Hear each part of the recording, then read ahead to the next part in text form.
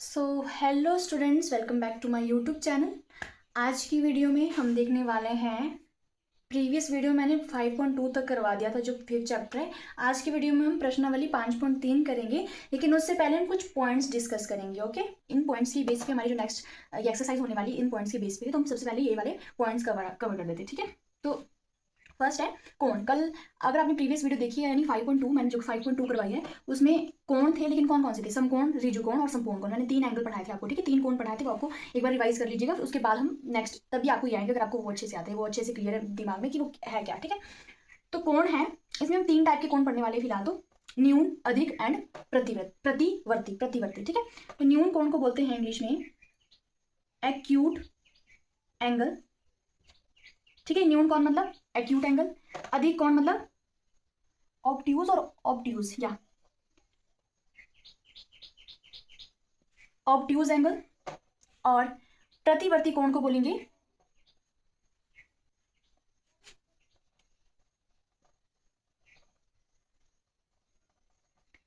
Reflex angle. ठीक है, तो ये हमारे पास 3 टाइप के कोण है, एक्यूट एंगल, ऑब्ट्यूज एंगल और रिफ्लेक्स एंगल। ठीक है, अब शुरू करते हैं न्यून कोण से। न्यून कोण मैंने आपको एक समकोण पढ़ाया था। ठीक है, पिछली एक्सरसाइज में हमने पढ़ा था समकोण। समकोण क्या होता है? एक ऐसे मतलब 90 डिग्री का एंगल, आप एक तरह से ये बोल सकते हैं। ठीक है, sorry I forgot to give the mic.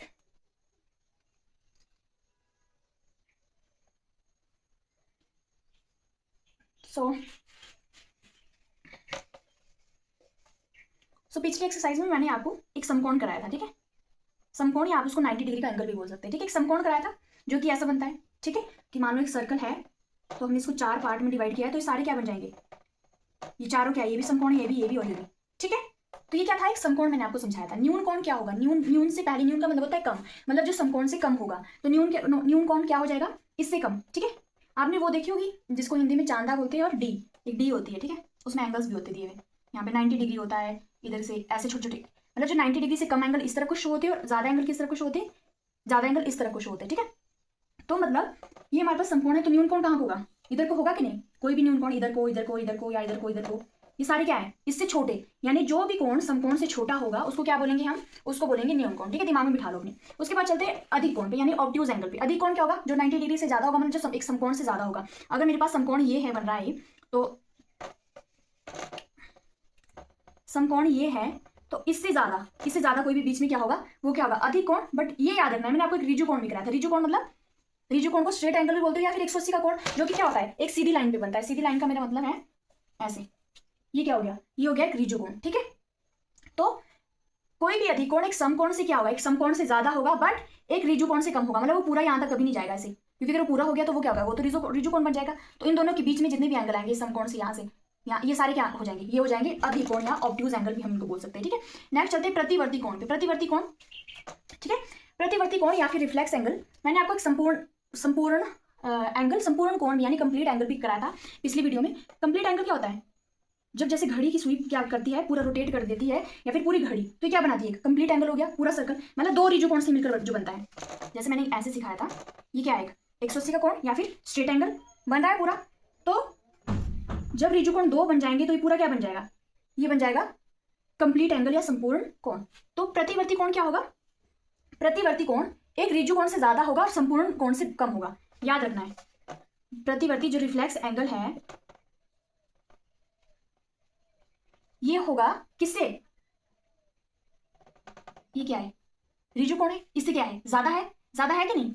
यानी ये यहां तक बन रहा है ये कोण, 12 से लेकर 8 बजे तक मैंने एग्जांपल लिया है। ऋजु कोण तो यही भी हो जाता खत्म, अगर 12 से 6 में ऋजु कोण बन रहा है पूरा। लेकिन एक ऋजु कोण से ज्यादा है, और ये कंप्लीट एंगल तो बना नहीं रहा है। कंप्लीट एंगल तो ऐसे बनेगा।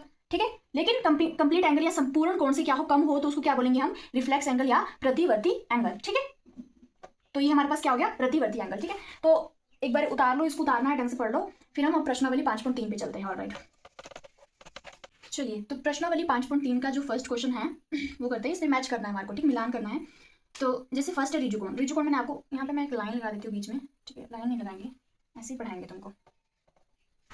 ठीक है, ऋजु कोण क्या होता है? Straight angle. स्ट्रेट एंगल से तो समझ जाओ जो सीधी लाइन में बन जाएगा ऐसे, मतलब जो किसी सर्कल के क्या करेगा? 2 पार्ट कर देगा, 1/2 1/2 में बांट दिया। ठीक है, तो ऋजु कोण तो साफ पता लगता है, जब उसने क्या किया? पूरे गोले का आधा घूर्णन कर लिया, यानी 1/2 घूर्णन, यानी रिवोल्यूशन। घूर्णन मतलब रिवोल्यूशन। ये मैंने पिछले एक्सरसाइज में बहुत अच्छे से पढ़ाया, पहले उसको उस वीडियो को देख के आना, उसके बाद तुम 5.3 को समझ पाओगे, ठीक है। तो क्या होगा, ऋजु कोण मतलब आधा घूर्णन किया जिसने, आधा रिवोल्यूशन किया, आधा चक्कर लगा दिया इसने पूरे गोले का, ऋजु कोण तब बना, ये स्ट्रेट एंगल तब बना, ठीक है। तो मतलब तो फर्स्ट किससे मैच होने वाला है, फर्स्ट आधा घूर्णन लिखा है कहीं, हाँ सी से, तो पहला तो हो गया सी से मैच, ठीक है। नेक्स्ट चलते समकोण। समकोण वेरी सिंपल, अभी मैंने पिछले क्वेश्चन में बताया था, ये सर्कल है, समकोण कब बनता है, जैसे 12 से 3 घड़ी होंगी, 3 से 6 होंगी, 6 से 9, फिर वापस 9 से 12, तो ये क्या बन गया, एक समकोण बन रहा है। यहाँ भी समकोण, यहाँ भी समकोण, यहाँ भी समकोण, यहाँ भी समकोण, मतलब एक समकोण ने क्या किया, एक सर्कल को 4 बराबर हिस्सों में बांट लिया, यानी जैसे मैंने कल कहा था 1/4, 1/4, ये भी 1/4 और ये भी 1/4, तो मतलब एक समकोण क्या हो गया, जब उसने 1/4 घूर्णन किया, 1/4 घूर्णन किया ना इसने यहाँ से यहाँ तक, तभी समकोण बना। तो सेकंड का क्या हो जाएगा, 1/4 घूर्णन है कहीं, हाँ सेकंड का हो जाएगा डी, ठीक है। उसके बाद चलते हैं न्यून कोण। न्यून कोण अभी मैंने समझाया समकोण से कम होगा, ठीक है, समकोण से कम होगा। अब समकोण क्या था, 1/4 घूर्णन, मतलब न्यून कोण जो समकोण से कम है, मतलब उसका घूर्णन क्या 1/4 घूर्णन से कम ही करेगा, तो 1/4 घूर्णन से कम कहाँ है, न्यून कोण हो गया ए, ठीक है। उसके बाद चलते हैं अधिक कोण। अधिक कोण क्या होता है, अधिक कोण क्या बताया मैंने, जो एक समकोण से ज्यादा होगा बट एक ऋजु कोण से कम होगा, मतलब यहाँ बीच में आएगा कहीं, ठीक है, यहाँ से, पर वो क्या होना चाहिए, ऋजु कोण नहीं होना चाहिए, मतलब ऋजु कोण से कम, समकोण से अधिक, वो क्या हो गया अधिक कोण। तो अधिक कोण मतलब समकोण यानी 1/4 घूर्णन से अधिक ही होगा, बट साथ में 1/2 घूर्णन के बीच में। 1/4 कब बनता है, 1/4 घूर्णन कब हुआ, जब इतना घूमी घड़ी, ठीक है, इतनी घूमी समकोण बना। और 1/2 घूर्णन मतलब आधा घूर्णन कब हो गया, आधा, एक किसी गोले का आधा रिवोल्यूशन तब होगा जो आधा गोला बन जाएगा, तो उनके बीच में क्या आ जाएगा अधिक कोण, इनके बीच में क्या आ जाएगा अधिक कोण, यहाँ से बन जाएगा, आया समझ। तो फोर्थ का हो गया हमारे पास ई, ठीक है। ये अब प्रतिवर्ती कोण क्या होगा, रिफ्लेक्स एंगल। प्रतिवर्ती कोण मैंने क्या बताया था, रिफ्लेक्स एंगल अभी भी पढ़ाया, जो एक ऋजु कोण से, मान लो एक ऋजु कोण ये है, एक स्ट्रेट एंगल, इससे क्या होगा ज्यादा होगा पर कंप्लीट एंगल नहीं बनाएगा, वो कंप्लीट एंगल मतलब संपूर्ण कोण से कम होगा। ऋजु कोण कितना है, आधा, यानी आधे से क्या होगा, आधे घूर्णन से अधिक होगा, तो प्रतिवर्ती कोण क्या आ गया, आधे घूर्णन से अधिक, ठीक है। चलिए नेक्स्ट क्वेश्चन की तरफ चलते हैं, चलिए सेकंड क्वेश्चन की तरफ बढ़ते हैं। इसमें क्या बताया, इसमें हमारे को पूछा है कि निम्न में से प्रत्येक कोण को समकोण, ऋजु कोण, न्यून कोण, अधिक कोण और प्रतिवर्ती कोण के रूप में वर्गीकृत कीजिए। मतलब हमें बताना है कौन सा न्यून कोण है, कौन सा अधिक कोण है, कौन सा समकोण है, कौन सा प्रतिवर्ती कोण है, कौन सा संपूर्ण कोण है और कौन सा ऋजु कोण है, ठीक है। जो मैंने अभी तक आपको कोण बताया इसमें से पहचानना है हमने, ठीक है। तो फर्स्ट पे चलते हैं, पहले फर्स्ट क्या लग रहा है आपको, फर्स्ट, हाँ पहला क्या है, अगर हम इसको कोण को सीधा करें, मतलब ये आपको ऐसे उल्टा करके दिखाया कंफ्यूज करने के लिए, अगर इसको सीधा करेंगे तो ऐसे बनेगा, ऐसे बनेगा, मतलब क्या है, ये कहीं बीच में आ रहा है, मतलब एक समकोण तो क्या होता है, ऐसे होता है बिल्कुल सीधा, सीधी लाइन होती है, लेकिन इसके बीच में ही बन रहा है कहीं, तो क्या हो जाएगा, समकोण से कम जो भी कोण होगा उसको क्या बोलते हैं, न्यून कोण। तो ऑप्शन ए क्या आ जाएगा हमारे पास, न्यून कोण, या इसको और भी क्या था इंग्लिश में क्या बोलते हैं इसको, एक्यूट एंगल, ठीक है। तो ये आ गया ऑप्शन ए न्यून कोण, ठीक है। सेकंड पे चलते हैं, दिखते ही साफ पता चलता है, यहाँ पे हमारे पास 90 डिग्री का कोण, यहाँ समकोण बन जाएगा, ठीक है, ये तो समकोण बन जाएगा, लेकिन इससे ज्यादा बन रहा है, इससे ज्यादा बन रहा है, तो और ऋजु कोण क्या है, ऋजु कोण तो स्ट्रेट एंगल होना था, इससे 90 डिग्री से ज्यादा बन रहा है और ऋजु कोण से कम बन रहा है, तो साफ पता है क्या है, ये अधिक कोण नहीं है, समकोण से अधिक जो भी आ गया और ऋजु कोण से जो भी कम आ गया वो क्या बन जाएगा, अधिक कोण या ऑब्ट्यूज एंगल, ऑब्ट्यूज एंगल, ठीक है। नेक्स्ट चलते हैं, अगर इसको सीधा कर दोगे तो आकृति कैसे बन जाएगी, सीधी करके ऐसे बनेगी कि नहीं, तो ये क्या है 90 डिग्री कोण नहीं है, समकोण नहीं है, तो क्या बन जाएगा समकोण, कौन सा कोण आ जाएगा, ये आ जाएगा समकोण, ठीक है। हाँ नेक्स्ट चलते हैं इधर डी पे, हाँ अब इसको सीधा करेंगे या इसको सीधा करना है, ठीक है। ये आपको, अगर हम ये वाला एंगल पूरा सर्कल बना दें, मतलब मानो इसको सर्कल, ठीक है, पूरा सर्कल बन गया, ठीक है। अगर इस सर्कल का आधा होता, आधा कहाँ होता, ये या फिर ये, इस तरफ से चलते क्लॉकवाइज चलते हैं, ठीक है, सर्कल का आधा यहाँ पे होता। अब ये जो कोण बन रहा है यहाँ पे, ये बन रहा है एक ऋजु कोण से ज्यादा है, ऋजु कोण से तो ज्यादा है, ठीक है, और एक कंप्लीट एंगल संपूर्ण कोण से कम है, तो ऐसा कौन सा कोण बताया था मैंने, जो एक ऋजु कोण से क्या होगा, एक ऋजु कोण से यानी 180 के कोण से ज्यादा होगा और एक कंप्लीट एंगल यानी संपूर्ण कोण से कम होगा, तो वो कौन सा कोण था, वो था प्रतिवर्ती कोण या रिफ्लेक्स एंगल, आया समझ, ये क्या आ जाएगा प्रतिवर्ती कोण, ठीक है। नेक्स्ट चलते हैं ई, देखने से पता चल रहा है साफ, स्ट्रेट एंगल नहीं दिख रहा, स्ट्रेट लाइन है और एक ऐसा एंगल बन गया ऋजु कोण, ठीक है, मैं तो दिमाग में बैठ जानी चाहिए आपको, अगर पूरा पूरा लेक्चर देख रहे हैं तो। ही एफ है, एफ में क्या आ जाएगा, हाँ एफ आपको थोड़ा सा ऐसा नहीं लग रहा है न्यून कोण की तरफ, 90 डिग्री का कोण कब होता है ये, अगर ये यहाँ से मिलके ऐसी लाइन बनाता, ठीक है, यहाँ से, तो ये 90 डिग्री का कोण बन जाता है ऐसे, लेकिन ये क्या है 90 डिग्री से कम है, तो ये क्या आ जाएगा, ना ये पूरा स्ट्रेट एंगल बना रहा है ना ही 90 डिग्री से कम है, तो 90 डिग्री से कम मतलब समकोण से जो भी कम होगा कोण उसको क्या बोलेंगे, न्यून कोण। ऑलराइट, आया समझ, नोट डाउन कर लो, इसको दिमाग में बिठा लो, दिमाग में छाप लो। तो प्रश्नावली 5.3 आई थिंक हाँ खत्म होगी, इसमें 2 ही क्वेश्चन है, हिंदी मीडियम में तो 2 ही, बाकी पता नहीं। अब चलते हैं 5.4 पे, और उसके पहले हम उससे थोड़ा बेसिक कर लेंगे। 5.4 में जो भी है, 5.4 में डी और चांदी का इस्तेमाल होगा, बट मेरे पास वो भी डी है नहीं, तो फिर मैं साइड में ऐसे ही नोट डाउन कर लूँगी, उसकी आकृति बना लूँगी ताकि आपको समझने में ईजी हो। ठीक है, ऑलराइट, तो नेक्स्ट करते हैं हम। चलिए प्रश्नावली 5.4 पे चलते हैं। तो मैंने चांदा वो जो होता है डी होती है, एक डी मिलती है जैसे डिवाइडर वगैरह के साथ, तो वो यहाँ पे बना लिया क्योंकि मेरे पास अभी अवेलेबल नहीं है। ठीक है, तो 5.4 में जो हम करने वाले हैं वो मैंने आपको ऑलरेडी बता दिया है। ठीक है, जैसे मैंने जो भी हमने एंगल्स पढ़े और कोण पढ़े, हमने क्या पढ़ा था, समकोण पढ़ा था। समकोण मतलब ये समकोण बन रहा है और कितने डिग्री का, ये 90 डिग्री का इसमें मेंशन की होती है डी में। ठीक है, आपके पास होगा तो उसके साथ प्रैक्टिस कीजिएगा। ये 0 डिग्री का है, यहाँ पे पहुंच के समकोण बन गया, और जो पूरा स्ट्रेट एंगल बन जाता है ये 180 डिग्री का होता है। ठीक है, यही मैंने मेंशन करी। और जो 90 डिग्री से ज्यादा होंगे, 180 डिग्री से कम होंगे, ये क्या हो जाएंगे, ये आ जाएंगे सारे अधिक कोण आ जाएंगे।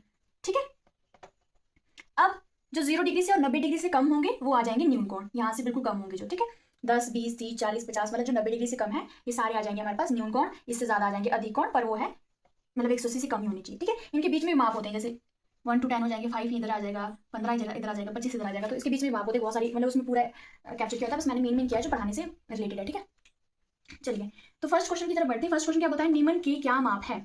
ठीक है, पहला है समकोण, दूसरा है त्रिज्यकोण। मैंने आपको ऑलरेडी पहले ही बता दिया था फर्स्ट में भी, हाँ, जब हम 5.1 एक्सरसाइज करें तो हम जब कोण के उसमें आए थे कि समकोण क्या होता है, समकोण होता है 90 डिग्री का कोण। समकोण 90 डिग्री का कोण आ गया, एक त्रिज्यकोण क्या आ गया, 180 डिग्री का कोण। ठीक है, तो समकोण का माप हो जाएगा 90 डिग्री, यहाँ पे देख भी सकते हो 90 डिग्री है, 180 डिग्री, और आप इसको चांदे में माप सकते हो, डी में माप सकते हो। त्रिज्यकोण आ गया, जब स्ट्रेट एंगल बनता है तो 180 डिग्री। ठीक है, इसको ढंग से लिख लेते हैं। त्रिज्यकोण आ गया हमारे पास 180 डिग्री। चलिए सेकंड क्वेश्चन हमारे पास ट्रू और फॉल्स है, मतलब सत्य और असत्य है, वो हमने बताना है। फर्स्ट है, एक न्यून कोण का माप 90 डिग्री से, ये वाला किसका होता है, ये वाला साइन जो होता है वो क्या है, मतलब यहाँ पे कोई है जिसकी तरफ मुंह खुला होता है वो बड़ा है, मतलब ये हो गया लेस देन। ठीक है, इससे जो भी इधर आ जाएगा माप लेस देन है 90 डिग्री से, मतलब 90 डिग्री से कम है। तो एक न्यून कोण का माप 90 डिग्री से कम है, सत्य है क्या, सत्य है। हाँ, न्यून कोण क्या होता है, जब उसका माप अगर 90 डिग्री से कम होगा तो क्या आ जाएगा, वो सत्य न्यून कोण ही होगा, यानी आ गया सत्य। ठीक है, अगला चलते हैं, एक अधिक कोण का माप 90 डिग्री से क्या है, कम है। अब ये वही बोल रहे कि अधिक कोण क्या होगा, 90 डिग्री से अधिक होगा और त्रिज्यकोण से कम होगा, पर ये कह रहे हैं कि अधिक कोण 90 डिग्री से कम है। अधिक कोण 90 डिग्री से कभी नहीं होगा, वो तो न्यून कोण होगा, तो यह आ जाएगा असत्य। ठीक है, अगला है, एक प्रतिवर्ती कोण का माप 180 डिग्री से, मतलब 180 डिग्री का माप ज्यादा है प्रतिवर्ती कोण से, गलत है बिल्कुल। क्यों, प्रतिवर्ती कोण क्या होता है, मतलब वो पूरा कंप्लीट एंगल भी नहीं बनाता है, पर एक त्रिज्यकोण से क्या होता है, ज्यादा होता है, मतलब यहाँ पे आएगा कहीं 180, 190, 110 कुछ, ये क्या हो जाएंगे, प्रतिवर्ती कोण होंगे। बोले 180 से कम होता है, 180 से कम तो कौन सा होगा, अधिक कोण होगा, तो ये क्या आ गया, असत्य। ठीक है, अगला है, एक संपूर्ण घूर्णन का माप 360 डिग्री है। संपूर्ण घूर्णन मतलब जैसे घड़ी की सुई 12 बजे से चलती है और 12 बजे तक पहुंचती है, पूरा चक्कर लगाती है, तो ये बोले जब संपूर्ण रिवोल्यूशन मतलब एक चक्कर या घूर्णन हो गया तो उसको क्या बोलेंगे, वो 360 डिग्री होता है। अब आप देखना, आधा घूर्णन जब होता है यानी 180 डिग्री का कोण बना, ये 180 का बना, और जब दो त्रिज्यकोण या दो 180 डिग्री कोण बन जाएंगे तो क्या हो जाएगा, वो पूरा हो जाएगा। तो दो 180 डिग्री कोण बनेंगे, इसको गुणा करो,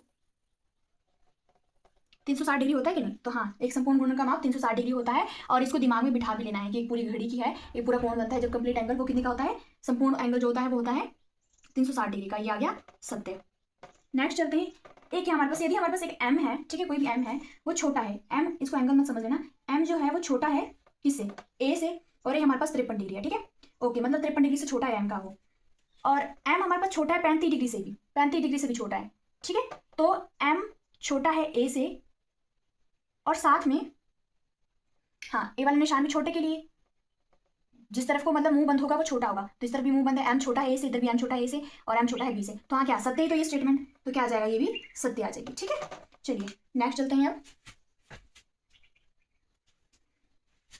अब चलते हैं क्वेश्चन नंबर 3 की तरफ, इसको रब करते हैं। चलिए क्वेश्चन नंबर 3 में है, निम्न के माप लिखे, और हमने इसके दो एग्जांपल लिखने हैं। ठीक है, जैसे कुछ न्यून कोण और कुछ अधिक कोण। न्यून कोण क्या होते हैं, जो समकोण से कम होंगे, मतलब 90 डिग्री से कम होने, हमने माप लिखने, मतलब अंश में यानी डिग्री में लिखना है उसको। ठीक है, तो कुछ नॉन के ऐसे एग्जांपल है, तो दो एग्जांपल लिखने। 90 डिग्री से कम कोई बोल सकता है, 73 90 से कम है, हाँ 80 भी कम है 90 से, तो ये आगे न्यून कोण का एग्जांपल आगे। अधिक कोण में क्या आ जाएंगे, बताइए, अधिक कोण में क्या आ जाएंगे, जो 90 डिग्री से अधिक होंगे पर 180 डिग्री से, यानी त्रिज्यकोण से क्या होंगे, मतलब जो 90 डिग्री से क्या होंगे, ज्यादा होंगे इधर को, और पूरे त्रिज्यकोण से यानी 180 से कम होंगे, तो ऐसे एंगल के नाम लिख लो जो 180 से कम है और 90 डिग्री से ज्यादा है। कोई भी आ जाएंगे, 91 डिग्री जो हो जाएगा वो क्या हो जाएगा, 90 से एक ज्यादा है पर अधिक कोण आ जाएगा। 100 डिग्री भी क्या आ जाएगा। ठीक है, तो दो एग्जांपल लिखने थे, क्वेश्चन नंबर 3 हो गया। अब जो क्वेश्चन नंबर 4, 5 एंड 6 है वो आप लोगों के लिए एक्सरसाइज घर के लिए, क्योंकि इसको आपको नापना है चांदी से। ठीक है, उसमें कुछ एंगल दिए होंगे, और क्वेश्चन नंबर 4, 5 एंड 6 तीनों में हमारे पास चांदी से नापना है उसको कि कितनी कितनी, और उसकी डिग्रियों के नाम लिखने हैं। ठीक है, अब चलते हैं क्वेश्चन नंबर 7 की तरफ, जो है हमारे पास फिल इन द ब्लैंक्स, तो उसको लिख लेते हैं। 7th क्वेश्चन है, इसमें ऊपर रिक्त स्थान भरने हैं, खाली स्थान भरने हैं। फर्स्ट है वह कोण जिसका माप समकोण से कम है डैश है। वह कोण जिसका माप समकोण से कम है डैश है। समकोण से कम सारे 90 डिग्री से कम क्या हो जाएंगे, न्यून कोण कितनी बार बताना है, ठीक है। समकोण से कम क्या आ जाएंगे, न्यून कोण। अगला है वह कोण जिसका माप समकोण से अधिक है। समकोण से अधिक है बट हाँ इसमें एक लाइन नहीं है, समकोण से अधिक है पर ऋजु कोण से कम होना चाहिए, तो समकोण से अधिक क्या आ जाएंगे, वो आ जाएंगे अधिक कोण। आए समझ। नेक्स्ट है वह कोण जिसका माप दो समकोण के योग के बराबर है। अब ऐसा कौन सा कोण कहलाएगा जिसके दो समकोण बनाता है। दो समकोण मतलब दो समकोण कैसे बनेंगे, अगर ये समकोण हमारे पास एक समकोण इधर को बन गया एक समकोण, तो हमारे पास क्या बन गया, एक स्ट्रेट एंगल बन गया, ठीक है। या फिर आप ऐड भी कर सकते हो 90 और 90, 180। 180 का कोण क्या होता है, ऋजु कोण होता है कि नहीं होता है। तो वह कोण जिसका माप दो समकोण के योग के बराबर होगा वो आ जाएगा ऋजु कोण, ठीक है। नेक्स्ट है यदि दो कोणों के मापों का योग समकोण के माप के बराबर है तो वह डैश है। मतलब दो कोण है हमारे पास, कोई दो एंगल है, उनको जब हम ऐड करते हैं वो समकोण के बराबर मतलब 90 डिग्री के बराबर होते हैं। तो 90 डिग्री को हमने अगर दो कोण है कोई भी 45 कर लो जमा या कोई भी कर लो, तो जब मतलब दोनों क्या न्यून कोण होंगे तभी जमा करके क्या बड़ा कोण बनेगा, 90 डिग्री का कोण बनेगा। तो मतलब साफ है कि दोनों कोण क्या 90 डिग्री से कम है, और 90 डिग्री या समकोण से जो भी कोण कम होंगे उनको क्या बोलते हैं, न्यून कोण, ठीक है। उसके बाद यदि दो कोणों के मापों का योग ऋजु कोण होता है, इनमें से एक कोण अगर न्यून है तो दूसरा कोण कौन सा होगा, ऋजु कोण। यानी 180 डिग्री कोण बनाना है हमने, अगर एक 90 अगर कोई भी न्यून कोण है, मतलब अगर हम 80 भी लेंगे, अगर 80 लेंगे, ठीक है, तो 180 में 80 और जोड़ मतलब 180 बनाने के लिए 80 में हमारे को 100 और जोड़ने पड़ेंगे। एक तो न्यून कोण हो गया ऑब्वियस है, दूसरा हमेशा क्या होगा, एक अधिक कोण ही होगा, अधिक कोण होगा, ठीक है। आए समझ, इसको नोट डाउन कर लो, दिमाग में बिठा लो, क्योंकि मैंने फर्स्ट 5.1 एक्सरसाइज से आपको सब कुछ कराया है, तो अब ये इजी हो जाना चाहिए कि 90 डिग्री का कोण समकोण होगा, 180 ऋजु कोण होगा, 190 से जो समकोण से कम होंगे वो न्यून कोण होंगे, समकोण से अधिक और ऋजु कोण से कम होंगे वो अधिक कोण होंगे। तो दिमाग में चीजें बैठ जानी चाहिए अब, ठीक है। चलिए अब जो क्वेश्चन नंबर 8 है हमारे पास वो भी वही चांदे वाला, वो आपको नाप की वो आपको एक्सरसाइज करके ही वो करना है, लेकिन मैं क्वेश्चन नंबर 9 आपको करवा देती हूँ, जो कि लास्ट क्वेश्चन होगा इस एक्सरसाइज का, क्योंकि जो 10th और 11th क्वेश्चन है वो भी हमारे पास क्या होंगे, चांदे के बेस पे, मतलब आपको उसको नापना होगा। तो मैं आपको सिर्फ क्वेश्चन नंबर 9 ही करवाने वाली हूँ इसके बाद, और 8 भी आपके लिए एक्सरसाइज है, ठीक है। क्वेश्चन में हमारे पास घड़ियां दी गई, हमने बताना है कि कौन कौन से मतलब कोणों के नाप बताने हैं, ठीक है। पहली घड़ी में मैं सीधे लिख रही हूँ, यहाँ पे 12 है, पहली घड़ी में क्या बज रहे, सॉरी 12 नहीं बज रहे, 9 बज रहे, एक सुई 12 पे है और एक है 9 बजे, ठीक है। तो ये तो देखने से पता लग रहा है, एक चौथाई हिस्सा है पूरे कवर का, एक चौथाई मतलब समकोण है, समकोण का माप क्या होता है, 90 डिग्री होता है कि नहीं, ठीक है। तो 9 बज रहे तो 90 डिग्री का एंगल बन रहा है।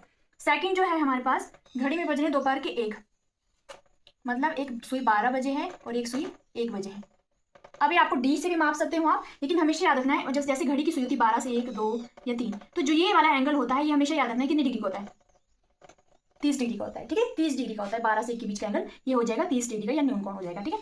तो जब 1 बज रहे दोपहर के तो बन गया 30 डिग्री का एंगल। चलते हैं क्वेश्चन नंबर 3 की तरफ। हाँ 6 बजे का टाइम है, 6 बजे का टाइम है, मतलब 12 ये है और 6 ये, पूरी सी लाइन बनी है, साफ पता लग रहा है यार कितने डिग्री का एंगल है, 180 डिग्री का है कि नहीं, कितनी बार समझाया है, ठीक है। तो क्वेश्चन नंबर हमारे पास 9 भी हो गया, ये वाली एक्सरसाइज कंप्लीट हो गई है। अब चलते हैं क्वेश्चन नंबर सॉरी एक्सरसाइज 5.5 पे। चलिए नेक्स्ट एक्सरसाइज करनी है हमने प्रश्नावली 5.5। इसमें हम देखेंगे, इस एक्सरसाइज को करने से पहले मैं आपको कुछ चीजें समझाती हूँ। एक लंब रेखा है और एक लंब समद्विभाजक, ठीक है। लंब रेखाएं जिनको हम परपेंडिकुलर भी बोलते हैं, वो क्या होंगी, लंब मतलब एक सीधी रेखा, लंब से तुमने याद रखना है कि जैसे 90 डिग्री का कोण बन रहा है जब, यानी परपेंडिकुलर मतलब 90 डिग्री का कोण बन रहा है जब, तो लंब रेखा तब होगी जैसे ये कोई एल रेखा है और इसके ऊपर ये एम रेखा है, तो क्या हो जाएगी, एक 90 डिग्री का एंगल बना रही है, तो क्या हो जाएगी, एक परपेंडिकुलर या लंब रेखाएं, इसको क्या बोलेंगे, लंब रेखाएं बोलेंगे जब एक ऐसी सीधी रेखा बन रही है और एक 90 डिग्री का कोण बना रही है।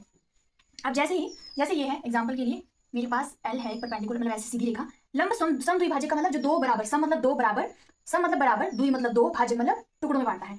तो लंब मतलब जब परपेंडिकुलर को दो बराबर भागों में बांट दिया जाए किसी रेखा ने, तो उसको क्या बोल जाएंगे, जैसे एल एम, तो ये क्या हो जाएगा, इसका लंब समद्विभाजक या परपेंडिकुलर बाय सेक्टर, दो बराबर भागों में बांट दिया, ठीक है। आई होप ये समझ आया होगा। चलिए नेक्स्ट चलते हैं। नेक्स्ट मैं बुक में से पढ़ा लूँ, प्रश्नावली 5.5 खोलेंगे, उसमें पहला क्वेश्चन है निम्नलिखित में से कौन लंब रेखाओं के उदाहरण है। जो मैंने आपको लंब रेखाएं पढ़ाई उसके उदाहरण कौन कौन से। अब पहला है मेज के ऊपरी सिरे की आसन भुजाएं, आसन भुजाएं मतलब जो साथ वाली भुजा होती है, जैसे ये कोई भुजा है इसके साथ वाली, मतलब ये साथ लगी है तो इसको क्या बोलेंगे, आसन भुजा बोलेंगे। जो अगर मेज है मेरे पास, ठीक है, कोई मेज है, चलो ये डस्टर मानो, ये मेज है, लग रहा है मेज की तरफ, एक सेकंड, ठीक है, तो ये मेज है, मेज की तरह लग रहा है। परपेंडिकुलर भुजाएं कौन सी होगी, मतलब परपेंडिकुलर नहीं, इन्होंने बोला आसन भुजाएं, आसन भुजाएं ये दोनों आसन भुजाएं होगी आपस में, ये दोनों मतलब साथ लगती है, ये दोनों आपस में भुजाएं होगी। तो इन इसको लेके चलते हैं, एक इस वाली को और इस वाली को, तो ये क्या परपेंडिकुलर बना नहीं रही है ये वाली भुजाएं मेज की, यानी तो ये लंब रेखा है, हाँ तो हाँ मेज की तो होगी लंब रेखा हमारे पास। तो ये क्या होगी, रेल पथ की पटरियां तो ऐसे होती है, तो ये हमारे पास लंब रेखाएं है नहीं है। नेक्स्ट है अक्षर एल बनाने वाले रेखाखंड। एल हमारे पास ये एक परपेंडिकुलर बन रहा है, 90 डिग्री कौन बन रहा है, तो ये भी क्या है, लंब रेखा है, हाँ है। नेक्स्ट है एक है वी, वी इसे कहीं परपेंडिकुलर बन रहा है तो न्यून कौन बन रहा है, तो हमारे पास क्या है, ये लंब रेखाएं नहीं होगी, ठीक है। नेक्स्ट चलते हैं क्वेश्चन नंबर 2 पे, इसको मैं पढ़ूंगी, आप बुक में से पढ़ लें। मान लीजिए रेखाखंड पी क्यू, एक रेखाखंड है पी और क्यू, रेखाखंड पी क्यू रेखाखंड एक्स वाई पर लंब है, ठीक है, ये एक्स वाई है, इसके ऊपर लंब क्या है, पी और क्यू रेखाखंड है। अब मान लीजिए ये परस्पर बिंदु ए पर प्रतिच्छेद करते हैं, कहां पर प्रतिच्छेद कर रहे हैं दोनों, ए पर प्रतिच्छेद, यहाँ पे मतलब मिल रहे हैं, तो जो कोण, इसको कोण को यानी एंगल को हम ऐसे दर्शाते हैं, ऐसे याद रखना, ठीक है। और जो भी एंगल होगा उसको बीच में लिखते हैं, फॉर एग्जांपल इन्होंने लिखा है पी ए वाई, मतलब किस एंगल की बात कर रही है, जो बीच में होगा ए, यानी पी ए वाई, इस एंगल की बात कर रहे हैं, तो ये क्या है, 90 डिग्री का है कि नहीं, पी ए वाई 90 डिग्री का मतलब है, तो हाँ इसकी माप बतानी, तो क्या है 90 डिग्री है कि नहीं, ठीक है। चलिए नेक्स्ट है जो थर्ड क्वेश्चन वो आपके एक्सरसाइज है, क्योंकि आपके ज्योमेट्री बॉक्स में एक वो आते हैं सेट्स हुए आते हैं, उसमें से आपने ये क्वेश्चन पढ़ना और एक्सरसाइज ये तो घर पे करने के लिए, ठीक है। अब चलते हैं नेक्स्ट हमारे पास है, हाँ एक आकृति दी गई है फोर्थ क्वेश्चन में, चलिए फोर्थ क्वेश्चन की तरफ चलते हैं। फोर्थ क्वेश्चन है, एक आकृति दी है आपको इस तरह से, ठीक है, एक एल रेखा दी है और एक साथ में हमारे पास एम रेखा दी है, यहाँ पे पॉइंट है पी और कुछ बिंदु दिए हैं, जैसे यहाँ पे क्या है 4 5 6 7 8 ई,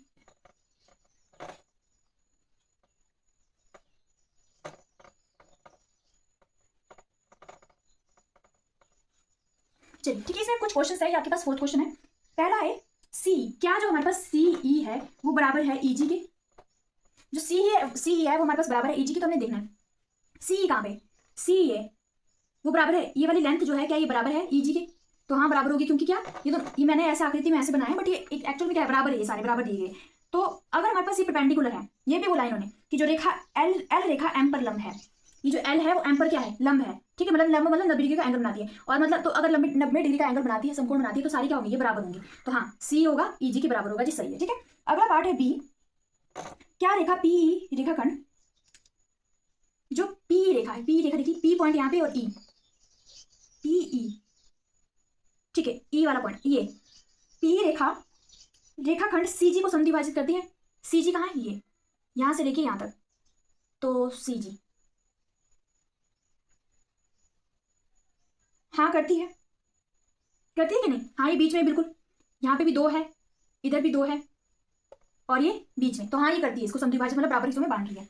नेक्स्ट है कोई 2 रेखाखंडों के नाम लिखिए जिनके लिए पीई लंब समद्विभाजक है, पीई एक लंब समद्विभाजक है, लंब समद्विभाजक मतलब 90 डिग्री कौन, क्या कोई भी लिख सकते हैं हम, जैसे हमने लिख दी, एक तो ये आ जाएगा, अगर बी और एच को ले लें हम, ठीक है, बी और एच को ले लेके ये आ जाएगा, ठीक है। और नेक्स्ट और किसके ऊपर आ जाएगी समद्विभाजक, सी एफ भी ले लो, सी ले लो, या फिर ठीक है, या फिर हाँ डी एफ भी ले लो, इसके ऊपर भी तो क्या है, लंब है कि नहीं है, लंब है, हाँ डी एफ कोई भी ले लो बीच में से, तो ये दोनों आ जाएंगे। नेक्स्ट है पार्ट डी, क्या निम्नलिखित सत्य है, पहला है फर्स्ट है AC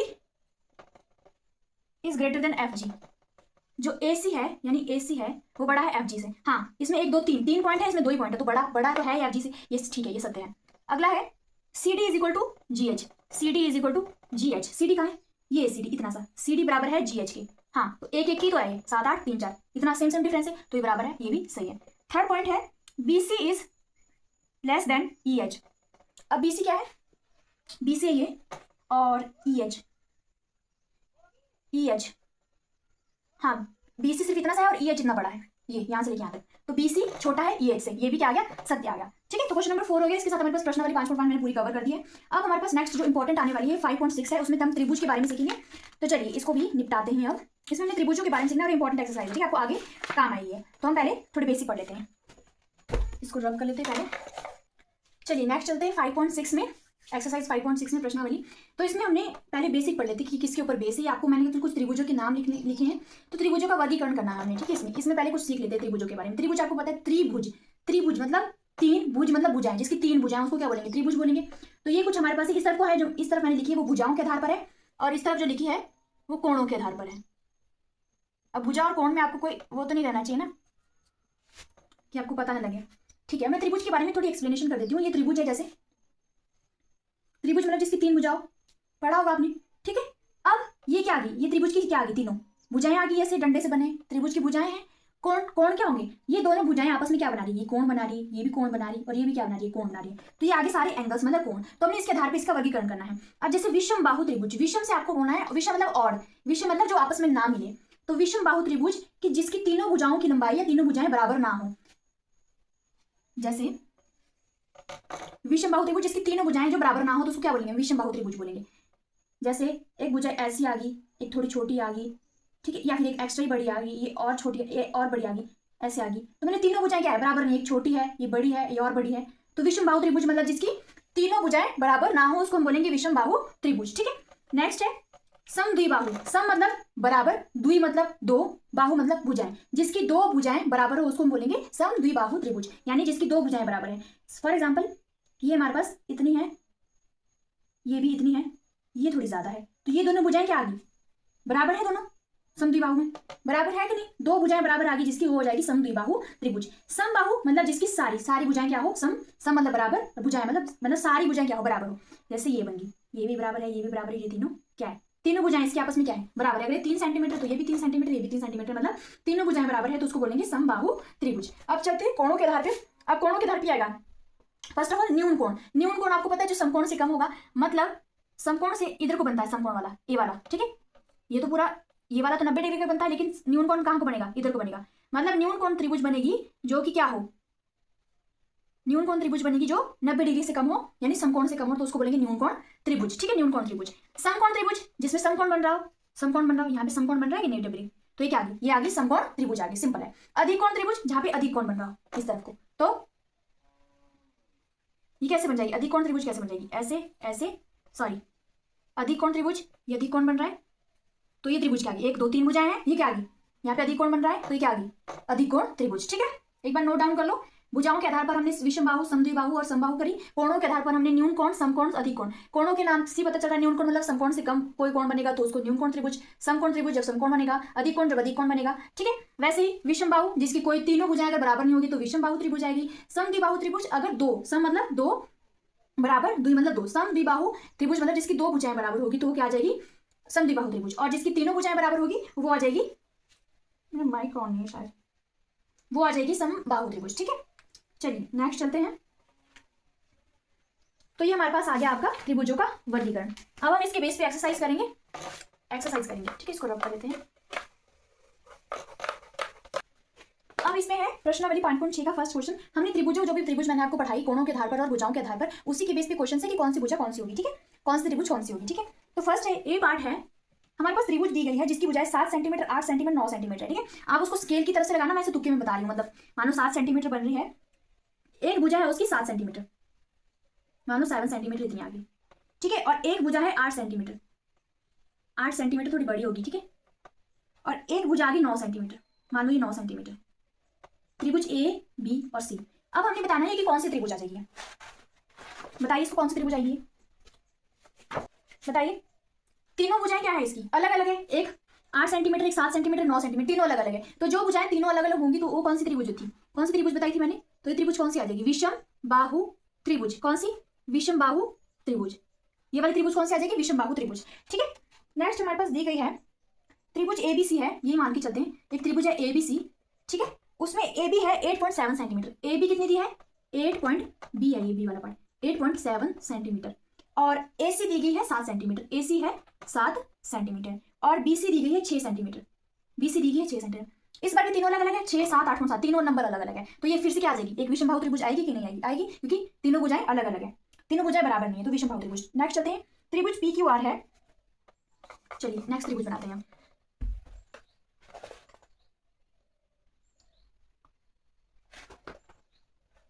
त्रिभुज पी, एक पी क्यू आर त्रिभुज है, पी क्यू आर है, इसमें P Q is equal to Q R is equal to, मतलब सारे तीनों क्या है, पी क्यू भी 5 है, ये भी 5 सेंटीमीटर, ये भी 5 सेंटीमीटर। अब जब तीनों भुजाएं सेम है, मतलब तीनों भुजाओं की लंबाई सेम है, तीनों भुजाएं बराबर है, तो उस त्रिभुज को क्या बोलते हैं, समबाहु त्रिभुज बोलते हैं कि नहीं, भी पढ़ाया है जस्ट, समबाहु, तो ये कौन सी त्रिभुज आएगी, समबाहु त्रिभुज आएगी कि नहीं आएगी, ठीक है। नेक्स्ट चलते हैं डी पे, ये सी था, अब डी पे चलते हैं।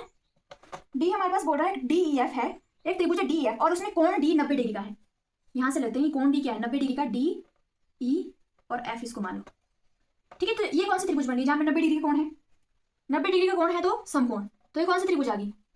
समकोण त्रिभुज। कौन सी त्रिभुज आ गई? समकोण त्रिभुज। आई कि नहीं आई? चलिए अब चलते हैं क्वेश्चन ई पे। ई पे चलते हैं आप।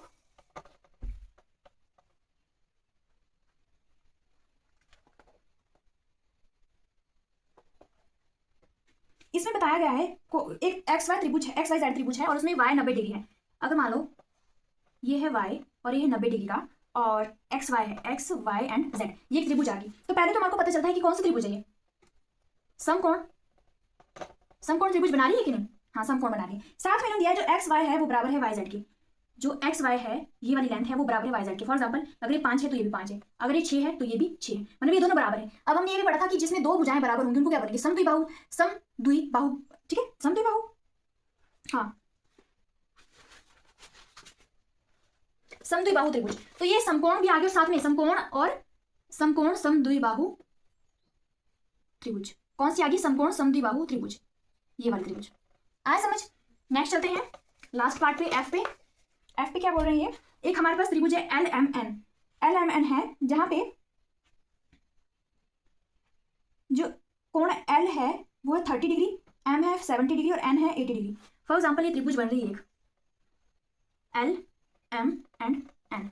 तो ये कह रहे हैं जो 30 डिग्री का एंगल बन रहा है, हाँ एल रख लो इसको, ठीक है, एल एल पे बन रहा है 30 डिग्री का एंगल और एम पे बन रहा है 70 डिग्री का एंगल और एन पे बन रहा है मानो 80 डिग्री का, ठीक है, 80 डिग्री का एंगल बन रहा है, ठीक है। तो सारे एंगल क्या है? 90। अगर मैंने मतलब सारे एंगल क्या है? 90 से कम है कि नहीं है? सारे एंगल क्या है? 30, 80, 70, सारे 90 से, यानी समकोण त्रिभुज से कम है, समकोण से कम है। तो तीनों क्या है? ये क्या बन रही है? 90 डिग्री से कम एंगल है तो क्या हो जाएंगे? न्यून कोण त्रिभुज। क्या आ जाएगी ये? न्यून कोण त्रिभुज, ठीक है। तो बहुत सिंपल था, वेरी वेरी सिंपल, ठीक है। नेक्स्ट चलते हैं। अब हमें सम्मिलन करना है, इसको मिटाना पड़ेगा।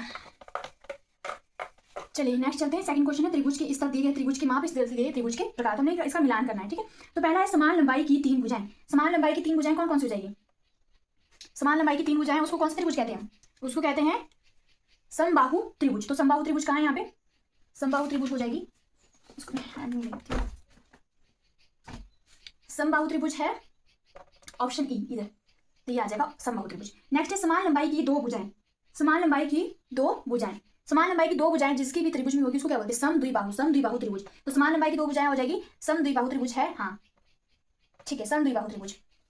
नेक्स्ट है अलग अलग लंबाई की सभी भुजाएं। सारी भुजाएं मतलब अलग अलग लंबाई की 6, 7, 9 है, तो तीनों भुजाएं मतलब बराबर नहीं है तो उसको क्या बोलते हैं? विषमबाहु त्रिभुज बोलते हैं। तो विषमबाहु त्रिभुज कहाँ गई? विषमबाहु,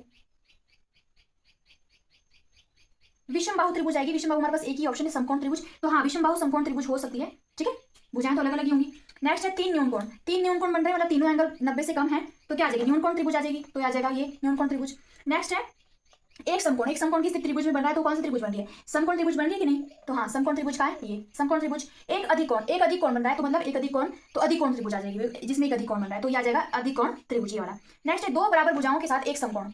2 बराबर भुजाएं यानी समद्विबाहु और साथ में समकोण यानी समकोण, तो समद्विबाहु समकोण त्रिभुज, ठीक है, ये आ जाएगा लास्ट वाले का, ठीक है। मिलान हो गया, आया समझ? नेक्स्ट चलते हैं, थर्ड क्वेश्चन की तरफ चलते हैं। इसमें आपको त्रिभुज के नाम बताने हैं, कोणों के आधार पर भी और भुजाओं के आधार पर भी, ठीक है। तो हमारे पास ये कोण दिए हैं, ये तीनों कोण क्या है? 90 डिग्री से कम लग रहे हैं कि नहीं? 90 डिग्री से कम लग रहे हैं तीनों कोण। साथ में भुजाएं एक 5 है, एक 5 है और एक 8 है। 2 भुजाएं बराबर है तो बन गई समद्विबाहु। जब 2 भुजाएं बराबर है तो क्या बन जाएगी? समद्विबाहु बन जाएगी।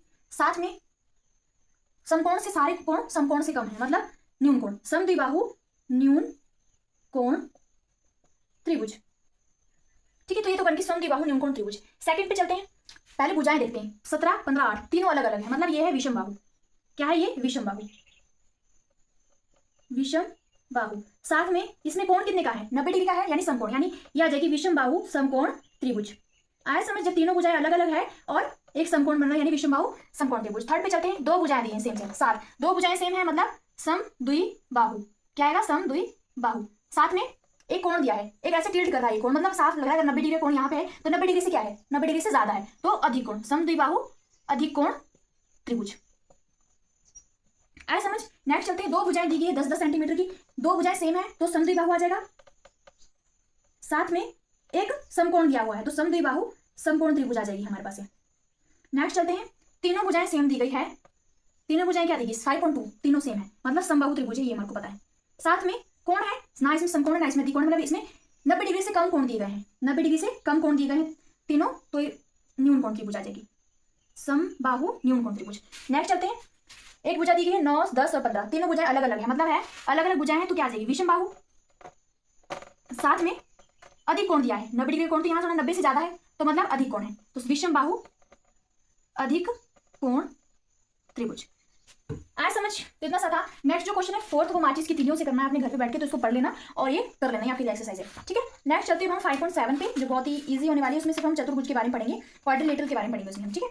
तो उसमें से पहले इसको रब करते हैं, फिर उसको करते हैं।